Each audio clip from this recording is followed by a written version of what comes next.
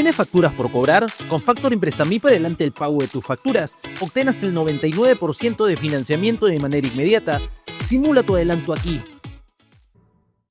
Hemos escuchado el punto de vista del abogado Luis Lamas Pucho. Corresponde ahora que nos dé el suyo el doctor Humberto Abanto, que ha leído la carta del doctor Cavani también, que comprende la trascendencia de este problema y que tiene sin duda una opinión que compartir. Don Fernando, buenas noches, doctor Abanto. Lucho, un placer, como siempre, estar aquí. De igual manera, Humberto. Bueno, para empezar, a mí me gustaría introducir algunas matizaciones, ¿no? Primero, pondría por delante el asunto del secreto profesional. En mi opinión, el señor Cavani, por más que diga que ha tenido una autorización, la autorización, según su propia versión o según la versión de quien la concedió, era para determinada finalidad. No era un levantamiento universal del secreto profesional. Para rectificar mentiras, es lo que él dice, ¿no? Está bien, pero hay un problema en la rectificación de las mentiras, y es que la dueña de la información es la señora Boluarte. Él no tiene posibilidad de disponer de eso. Pero si la Fiscalía lo interroga sobre la práctica médica que él ha realizado, no puede contestar a la Fiscalía. Tiene que guardar silencio, por una razón, porque está además como dentro de las excepciones que el Código Procesal establece para que no se declare. O sea, es secreto profesional. Punto. ¿Usted comparte esa opinión, doctor Lamas Pucho? Con el aprecio que le tengo a Humberto, yo tengo una opinión distinta, en el sentido de que el secreto profesional no es un marco legal generalizado, en el sentido de que un profesional, un galeno, no puede revelar que ha tenido una relación profesional con una paciente. Porque si bien es cierto, pueden haber aspectos de intimidad en cuanto a esta relación que no tienen por qué ser revelados, porque efectivamente eso afectaría la vida íntima de la paciente. Acá se tratan de situaciones que tienen dimensión pública. Y por otro lado, porque están inmersos dentro de documentos públicos o privados de interés social. Una historia clínica es un respaldo que corrobora la intervención de la que ha sido objeto una persona a través de un médico, de un profesional. Las historias clínicas están en todas las clínicas, en todos los hospitales públicos, y yo he tenido infinidad de casos de negligencia médica en la que lo primero que se ha hecho es solicitar la información médica para poder analizarla y someterla a una valoración médico-legista. Y eso de ninguna manera implica o significa afectar el secreto profesional. Lo que pasa es que acá se está exagerando en su máxima expresión lo que es el secreto profesional y evidentemente que se convierte en una especie de mecanismo de autoprotección que, desde mi opinión personal, tiene limitaciones. No solamente porque se trata de la... ¿Cuáles limitaciones? El interés público, básicamente. No, aparte del interés público, porque digamos que se tratara de una persona privada, que no tiene la connotación funcional que tiene la primera mandataria. El acontecimiento médico está plasmado en una historia, y esa historia no es secreto profesional. Es una historia que relata la forma y la manera... Pero la historia pasa a los archivos de la clínica sin que los ciudadanos tengan derecho a conocerla. Bueno, que tiene que haber un respaldo documentado de lo que aconteció clínicamente sobre esos aspectos. Situación totalmente distinta sería que el galeno revelara las motivaciones íntimas, personales, psicológicas, que afectan en alguna medida el estado anímico de la persona para revelar esos hechos.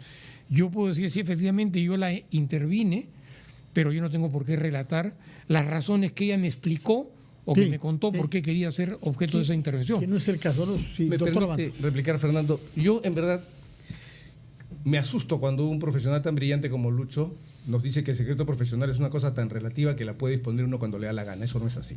No es propiamente lo que ha dicho tampoco. No, tampoco no. O sea, para el interés público, o sea, si yo considero que es interés público, yo revelo. No, señor. No, que tampoco no he dicho eso. Yo he hecho una explicación de todo el acontecimiento. Lucho, permíteme, yo no te interrumpo. Pero no pongas en mi boca palabras que no he dicho. Pero es que, a ver, vamos a ponerlo así. Tú sostienes en tu tesis que el secreto profesional estaría siendo esgrimido, por ejemplo, en mi caso, como una especie de cobertura a la señora. El secreto profesional es un derecho fundamental que surge hace muchísimos años, que cubre eso determinada... No está en discusión. Pero no hace... Sacerdotes, médicos y periodistas. Se ve mal, Lucho, yo no te interrumpo. No se ve mal, pero es que...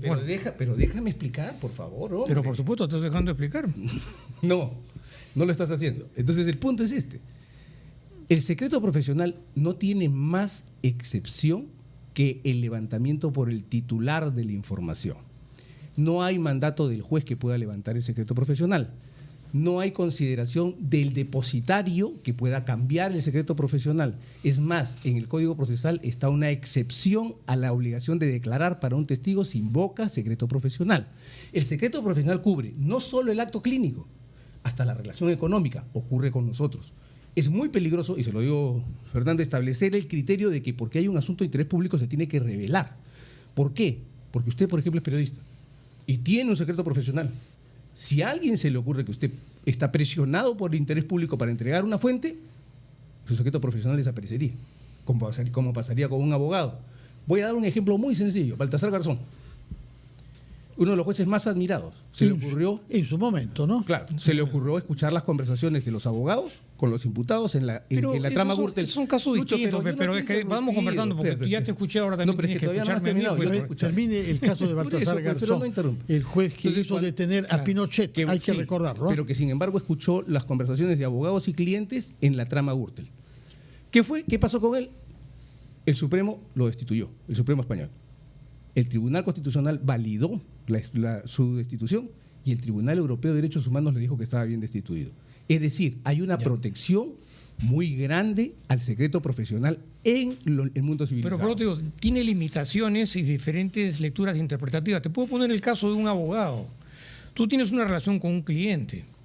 El hecho de que tú hayas diseñado una estrategia a través de una serie de procedimientos dentro del juicio y que tú lo revelas en su aspecto formal, ¿acaso eso es violar el secreto profesional? No, pues. Es que esos acontecimientos están plasmados en un proceso.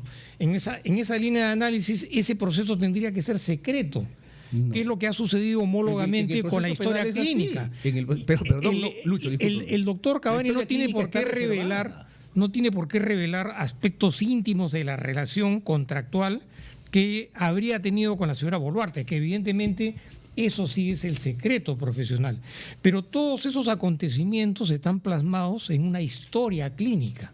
Y la historia clínica, evidentemente, que es justamente para revelar el acontecimiento y las formas como se desarrolló esa intervención. Pero te estás olvidando que la ¿no? historia clínica tiene la protección del derecho a la intimidad. La información que hay en la historia clínica le pertenece al paciente, no a la clínica. La clínica, un ratito, la clínica guarda el registro y cuando tú das el ejemplo de que cuando hay negligencia médica, la víctima es el propietario el propietario de la información, por lo tanto él la levanta para determinar que ha sido víctima de una negligencia médica. Hay que comparar lo comparable. Claro, pero además se trata acá no solamente de una intervención clínica en términos, digamos, normales, sino que se trata también de una intervención que tiene otras connotaciones que van más allá incluso del aspecto meramente privado entre la relación y el cliente. No, pero eso es un ¿Por qué? moralismo. No, ¿por qué? O sea, es que no es moralismo. Claro, es un moralismo. Porque, o sea, en otras palabras, bajo el yo creo que esquema a un del juicio secreto moral la ley la profesional, neutralizo. el médico no podría revelar que hizo una intervención quirúrgica a su paciente porque eso significaría violentar el secreto profesional. Eso no es verdad. No puede identificar al paciente ni la operación que hizo. Pero no puede decir Ahora, que lo que sorprende tampoco no en creo que este eso caso, sea. lo que me sorprende a mí es que el señor Cavani escucha a la señora Boluarte, que sucede que es presidente, pero podría ser una señora cualquiera, decir mentiras sobre lo que Cavani ha dicho. Y esas cosas mentirosas, según el doctor Cavani, que oye, lo implican a él. Y entonces él quiere aclarar. Y dice eso que ha dicho la señora, dando detalles ella sobre la operación que se le intervino, no es verdad. La verdad es esta otra, básicamente, que no era una cosa médica, sino estética, ¿no es cierto? Es el tema de fondo. Lo que ha hecho el doctor Cavani es reaccionar para desmentir una falsedad que ha sido afirmada públicamente por la presidenta, según es su punto de vista de él, ¿no? Pero Fernando, Sí. escúcheme usted. El punto es que la respuesta de la señora Boluarte sobreviene a la revelación inicial del señor Cavani. O sea, esta es una réplica, una réplica, una dúplica del señor Cavani. Hay un dicho de Cavani, hay una respuesta, hay una réplica de la señora y hay una dúplica del señor Cavani. ¿Cavani fue propiamente el que dijo o fueron algunas personas que se habían informado pero él salió y que declaró. denunciaron a la señora? No, pero él y salió que y declaró. ella creyó necesario decir lo que parece ahora que son cosas por lo menos. No, digamos, manteniendo la línea de tiempo, Cavani declara, la señora replica y el señor duplica. Eso va mal para la profesión. Un segundo matiz que yo quisiera introducir es el tema que tiene que ver con que estamos ante un simple dicho. Cuidado, o sea, que yo entienda que hay una cadena de acontecimientos periféricos no quiere decir que lo que el señor Cavani sea la verdad revelada. Lo hablo como abogado defensor. O sea, Bueno, yo no acepto que yo un también simple... soy abogado No, yo defensor, sé, por si acaso. yo sé. No, pero mi perspectiva es la de un abogado defensor en este caso. Yo no estoy imputando. pero Entonces, yo el creo punto que es este está tema defendiendo es un solo dicho. Sí. No, es que si yo dejo que se introduzca en la cabeza de la gente que un solo dicho derrota la presunción de inocencia, he destruido mi profesión. El punto es sencillo. ¿Hay un dicho del señor Cavani? Sí. ¿Es un dicho complicado? Sí. ¿Es verdad? No lo sé. Bueno, eso, Tiene que venir pruebas. eso tendrá que dilucidarse a lo largo del proceso, ¿no? Acá yo no estoy diciendo que la señora Boluarte va a ser condenada a tantos penas. decir que demuestra que es una mentirosa. O sea, Bueno, pero si está mintiendo, está pero mintiendo. Es que, pero para que sea mentira, lo de Cavani tiene que ser verdad. también, No hay yo creo término que medio. la mínima actitud cognoscitiva de lo que está aconteciendo en tu entorno, tampoco, por más que tú seas abogado, no estás ajeno a cierta lógica que te orienta a la veracidad de los acontecimientos.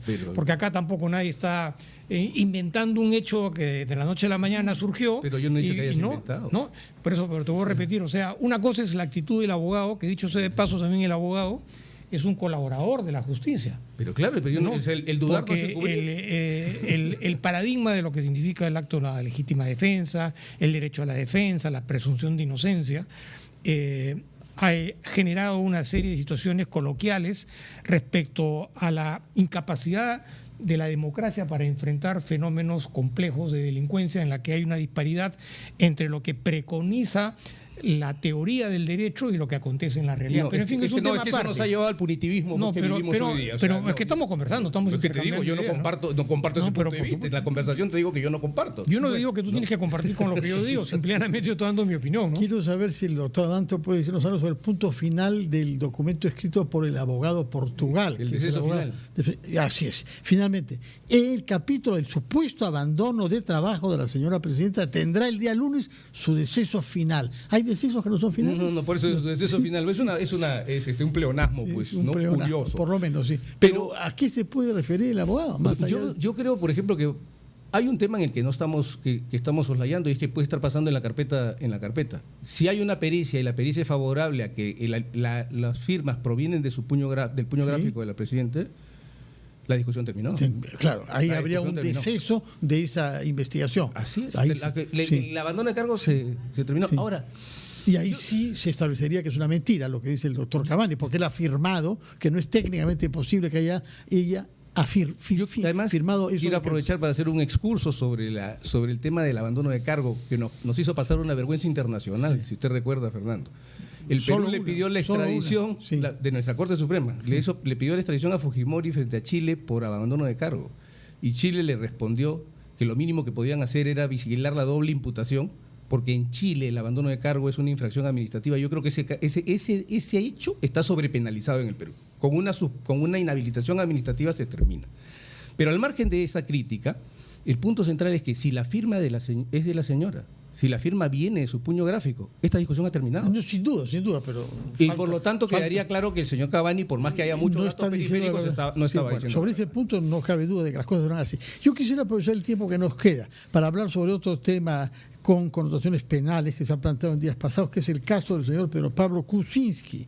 En primer lugar, quisiera preguntarles a ambos qué significa una alerta migratoria, quién la emite y qué capacidad vinculante tiene para impedir la salida del país a un ciudadano. Señor Damas Pucho. Mira, en esa línea de análisis yo estoy en contra del impedimento administrativo a través de la alerta respecto al levantamiento del impedimento de salida del país. Eso fue un acto abusivo, totalmente fuera del contexto legal, porque hasta que no se resolviera, como que se resolvió por parte del Poder Judicial, el levantamiento del impedimento de salida del país, legalmente hablando no había ningún impedimento. El problema es la actitud y la ausencia de criterios para el manejo de lo que había decidido el Poder Judicial. Porque evidentemente... Había decidido que no haya más Claro, pero no solamente la decisión, sino también tiene que ponerse a trámite todo un procedimiento administrativo, que es el que evidentemente borra de la pantalla de la computadora el impedimento de salida del país. Y esto se ha visto... esto ha tenido lugar una semana después de que la justicia se hubiese pronunciado. Tanto tiempo se demora en borrarse la pantalla. Eso tendrán que explicarlo, porque además lo que llama poderosamente la atención, y ahí denota una actitud hasta cierto punto arbitraria, es que a las pocas horas se llevó a cabo la audiencia. Adelantadamente, el día Adelantadamente, domingo, ¿no? Lo que pone en evidencia una total descoordinación, tanto por parte del Ministerio Público, que en su momento debió haber solicitado que se reiterara a través de un pedido, no, y se discutiera el impedimento de salida del país y no esperar que transcurrieran varias semanas. En segundo lugar, por la actitud hasta cierto punto del Poder Judicial de no haberle dado los procedimientos respectivos. Y en tercer lugar, porque mientras no existiera una decisión formalmente decidida por parte del Poder Judicial, que en este caso levantó el impedimento de salida del país, la actitud administrativa migratoria que asumió Migraciones fue una actitud arbitraria. Su opinión sobre ese...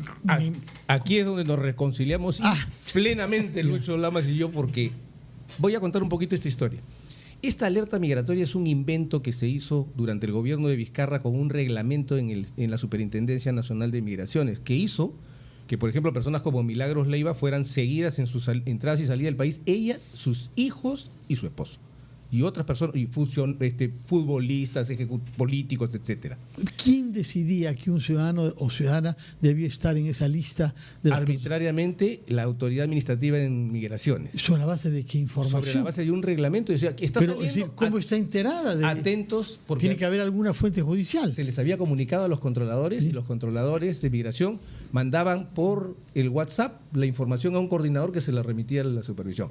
Pero lo más triste es que en este gobierno, mediante el decreto legislativo 1348, el señor Otárola, porque es quien promulga esta ley, quien refrenda este decreto legislativo, lo convierte en ley. Y se establece un impedimento de salida administrativo que es manifiestamente inconstitucional. O sea, existe la ley. El marco normativo, por anticonstitucional que sea, existe. Y a mí me parece penoso que la Comisión de Constitución, que tiene control sobre los decretos legislativos, no haya frenado esto. No. ¿A usted le sorprende de verdad? ¿Está hablando en serio o está hablando con un eufemismo? No, estoy hablando en serio porque yo suponía que a mí no me sorprende ya nada estaban a cargo de lo que haga esto. la Comisión de Constitución y algunas otras. Estoy hablando en los primeros tiempos de este Congreso. ¿Ya? Entonces, el punto acá... Pero lo que nos está diciendo ustedes es que hay un marco normativo vigente que autoriza al Ministerio del Interior, vía Migraciones, a decidir más allá del mandato judicial que tal persona no salga del territorio. Y tercero, está la intervención absolutamente injustificada del presidente del Consejo de Ministros para gestionar ante el Ministerio Público y el Poder Judicial el dictado de un mandato de impedimento de salida del país. O sea, es totalmente inusual que sesione los jueces el día domingo, ¿no? Es constitucionalmente aberrante. El presidente del Consejo de Ministros no hace nada allí. No tenía ninguna participación ni razón de participar. Y por otro lado, tenemos que luego el Poder Judicial acelere el procedimiento y le pone 18 meses de impedimento de salida del país al señor Kuczynski, con un dato importante. Y es que todos los plazos para imponer restricciones, y en esto Lucho coincidirá conmigo, han vencido. Según la ley... Por eso es que se le levantaron las restricciones. Según el proceso penal hoy, con las reformas que se han hecho, las restricciones no pueden exceder el plazo de 48 meses, que es el plazo máximo de la prisión preventiva. Como comprenderemos, el señor Kuczynski ha cruzado ese valladar hace bastante rato. ¿Cómo se le ha impuesto un impedimento de salida? 4 años entonces, prisión preventiva. Máximo. Máximo. Así es. 36 más 12 con una prórroga. Ya. Entonces, ¿de dónde ha salido este impedimento si el Ministerio Público ha malgastado todas las restricciones porque ha querido impresionar a la prensa? Pero en todo caso, nos está diciendo que bajo la autoridad del ex primer ministro Otárola se aprobó una ley. Según decreto legislativo, una norma con rango de ley. Decreto legislativo, norma con rango de ley. Y que la Comisión de Constitución, teniendo una comisión encargada de vigilar la constitucionalidad de los decretos legislativos, por ocio legislativo, no controló. O indiferencia, entre comillas. Porque evidentemente... En muchos casos, la forma y la manera como han salido personas judicializadas en nuestro medio. Es un hecho escandaloso y sentado llamativo. Realmente un que mal podríamos pasarnos varias horas sobre remontando. todo el doctor César de Nostroza. Así Hay es. un abogado de Pedro Castillo que ya tiene, creo, varios años, el señor Silva, me parece, y hay otras personalidades. Una pregunta final respecto de la amnistía. Hemos sabido que en la Comisión de Constitución precisamente se está acelerando la aprobación de este dictamen como ley, pero he leído un artículo del constitucionalista Aníbal Quiroga el día de hoy en la prensa local, pero 21 para ser más exactos, donde él sostiene que una amnistía tiene necesariamente que estar dirigida a una persona, no puede ser a un colectivo, y que en consecuencia es una ley deleznable, si se llegara a aprobar, que sería detenida por el Tribunal Constitucional y por la Corte Interamericana, porque se trata acá de más de 1.000 personas. ¿Es correcto eso sobre la amnistía? A ver, la amnistía es un perdón y olvido. Sí. En primer lugar. No se cometió la falta. Así es. En primer lugar. En segundo lugar, la práctica constitucional 1945 a 1956, que es cuando vinieron las grandes amnistías en la historia del Perú, efectivamente llevó nombres. Para los apristas en particular, ¿no? Y también Sí. para Comunistas. los militares, y también para los comunistas. Entonces, el punto aquí es que no hay una regla constitucional que establezca la individualización como sí en el indulto. El indulto sí es manifiestamente casuístico e individual. Puede haber una amnistía general, puede haber una amnistía general. El punto central aquí es que, en mi opinión, se comete un error grave de precipitación. Yo estoy totalmente de acuerdo con la amnistía a los adultos mayores que están en prisión. Que ya está, que tiene más de 80 años. Tiene más de 80 años, creo que esa norma es incuestionable. Porque, Que no es propiamente una amnistía. claro, No, sí, Pero- porque se borra la pena. No tiene que pagar reparación. Es la ejecución de la pena en tu domicilio. No, lo que me refiero es que ahora, el proyecto de ley que se está aprobando Ah, ya, el incluye proyecto, una dices tú. amnistía de 80 a los mayores de 80 años que están sirviendo prisión. Yo estoy totalmente de acuerdo con eso porque conviene con la Convención contra la Tortura, los tratos y penas crueles o inhumanos, y con la Convención Interamericana de los Derechos de las Personas Mayores o Adultos Mayores. Creo que es impecable porque le devuelve el sentido de humanidad a la pena.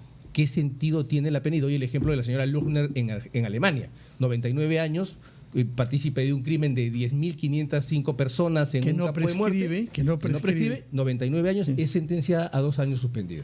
Es decir, Bueno, se ve podría un- poner el caso de Rudolf Hess. no, lo condenaron a él, es otra cosa, pero no era un anciano. y terminó- Era mucho más joven, ¿ah? Claro, Él pero tuvo terminó- cadena perpetua, terminó- suicidándose a los 92 años. Pero lo que pasa es que yo sí creo que... Pero había sido particularmente cruel desde los años 20, antes Claro, no, de pero lo que te Jesús- quiero decir es que en el sentido de la connotación histórica que tiene la pena frente a hechos graves, Sí, pero lo que quiero más decir es allá esto. de la edad de la persona. No, yo sí creo que hay que conservar siempre este gran mensaje de la Ilustración. La pena tiene un sentido, tiene un límite en el principio de humanidad y tiene que tener un propósito resocializador.